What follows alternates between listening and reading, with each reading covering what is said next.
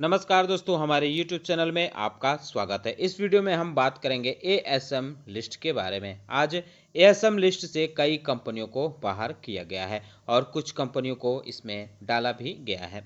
इसके साथ ही हम डिस्कस करेंगे सर्किट लिमिट जिन कंपनियों की चेंज की गई है। ईएसएम फ्रेमवर्क के बारे में भी हम बातचीत करेंगे। तो डिस्कशन शुरू करने से पहले मैं कहना चाहूँगा कि अगर आपने हमारे चैनल को सब्सक्राइब नहीं किया है तो कृपया सब्सक्राइब कर लें और बेल आइकन भी दबा लें। पहले डिस्कशन करते हैं उन कंपनियों के बारे में जिनकी सर्किट लिमिट चेंज की गई है। एनएससी की तरफ से 6 कंपनियों की सर्किट लिमिट चेंज की गई है। क्रेयॉन्स एडवर्टाइजिंग लिमिटेड, इसकी सर्किट लिमिट 10% से घटाकर 5% कर दी गई है। वहीं मैरोटेक रियल्टी लिमिटेड की सर्किट लिमिट 20% से बढ़ाकर 10% की गई है। रेजेंसी क्रेमिक लिमिटेड की 5% से घटाकर 2% हुई है। एसएएल स्टील लिमिटेड की 5% से 2% हुई है। सीमैक कंसल्टेंट्स लिमिटेड की 5% से बढ़ाकर 10% सर्किट लिमिट कर दी गई है। विजी फाइनेंस लिमिटेड की भी सर्किट लिमिट घटाई गई है, 5% से 2% की गई है। अगर बीएसई के तरफ से सर्किट लिमिट की लिस्ट की बात करें तो इसमें भी कई कंपनियां देखने को मिल रही है। हालांकि कुछ कंपनियां वही हैं जो एनएससी की लिस्ट में नजर आई हैं। बॉम्बे साइकिल मोटर एजेंसी की सर्किट लिमिट 10% की गई है। स्टोवेक इंडस्ट्रीज लिमिटेड की भी 10% हुई है। मैरोटेक रियल्टी लिमिटेड की भी 10% हुई है। वारिया क्रिएशन लिमिटेड की भी 10% हुई है। हरियाणा लेदर केमिकल लिमिटेड की 5% हुई है। एडवांस मैटरिंग टेक्नोलॉजी लिमिटेड की 5% हुई है। फ्यूचरिस्टिक सॉल्यूशन लिमिटेड की भी 5% हुई है। आरआर फाइनेंशियल कंसल्टेंट्स लिमिटेड की सर्किट लिमिट 5% हुई है।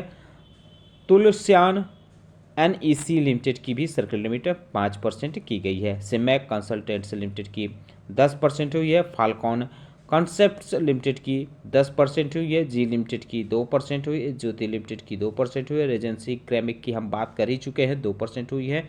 एसएएल स्टील की भी हम बात कर चुके हैं, 2% हुई है। बिजी फाइनेंस की 2% की बात कर ही चुके हैं। और बालूरघाट टेक्नोलॉजी लिमिटेड की भी सर्किट लिमिट 5% की गई है, इसकी भी बदली गई है। तो ये जो सर्किट लिमिट में बदलाव हुआ है ये कल से लागू माने जाएंगे। अगर एएसएम के शॉर्ट टर्म लिस्ट की बात करें तो इसमें 4 कंपनियों को शामिल किया गया है। GRP Limited, Jupiter Wagons, Loading Leasing Finance and Investment Company, McNally Bharat Engineering Company. इन चारों की चारों कंपनियों को एएसएम के शॉर्ट टर्म लिस्ट में डाला गया है, जो 17 मई यानी कल से लागू यह लिस्ट मानी जाएगी।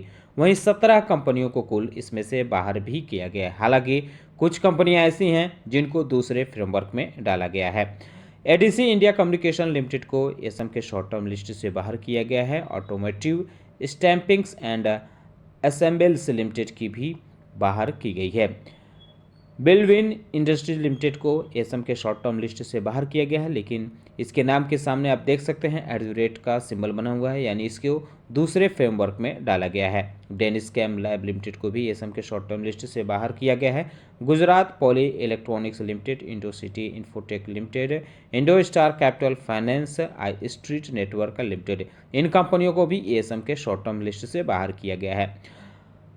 आईटीकॉन्स E Solution Limited, Capacite Industries, New Time Infrastructure Limited, Olympia Industries Limited, Quantum Digital Vision India Limited, Royal Cushion Vinyl Products Limited और Sharda Proteins Limited, Santai Industries Limited और वरुधवन प्लांटेशन लिमिटेड, इन कंपनियों को भी एएसएम के शॉर्ट टर्म लिस्ट से बाहर किया गया है। जैसा कि हमने बताया है कि जिन कंपनियों के सामने कुछ न कुछ सिंबल बने हैं उनको दूसरे फ्रेमवर्क में डाला गया है।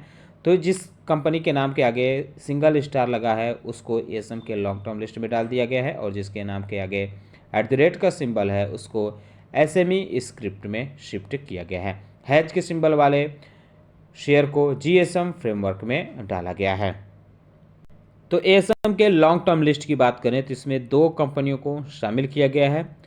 Gujchem Distilleries India Limited, Sharda प्रोटेंसल लिमिटेड। इसके अलावा एक कंपनी ऐसी भी है जिसको स्टेज 2 में शिफ्ट किया गया है, वाल्टरमैन इंटरनेशनल लिमिटेड। अगर इसमें से बाहर की गई कंपनियों के बारे में बात करें तो 3 कंपनियां ऐसी हैं जो एएसएम के लॉन्ग टर्म लिस्ट से बाहर की गई हैं।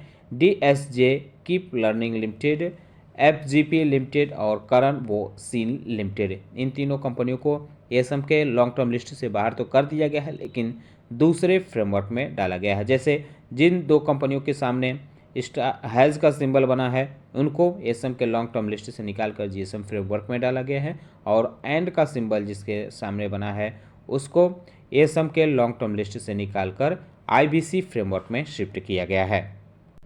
इन्हेंस सर्विलांस मेजर फ्रेमवर्क यानी ईएसएम लिस्ट की बात करें तो इसमें 3 कंपनियों को शामिल किया गया है। DSJ Keep Learning Limited, Marotech Realty Limited, Scan Point Geomatics limited.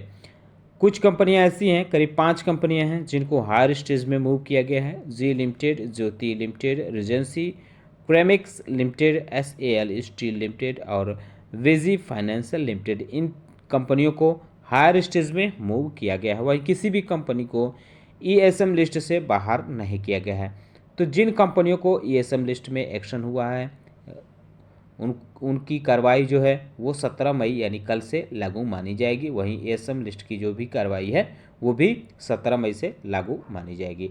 तो आप चाहें तो कल इनके शेयरों पर नज़र रख सकते हैं। उम्मीद करता हूं कि आपको हमारा वीडियो पसंद आया होगा। कैसा लगा ये बताना न भूलें। साथ ही साथ हमारे चैनल को सब्सक्राइब कर लें, बेल आइकन दबा लें। वीडियो देखने के लिए बहुत बहुत धन्यवाद।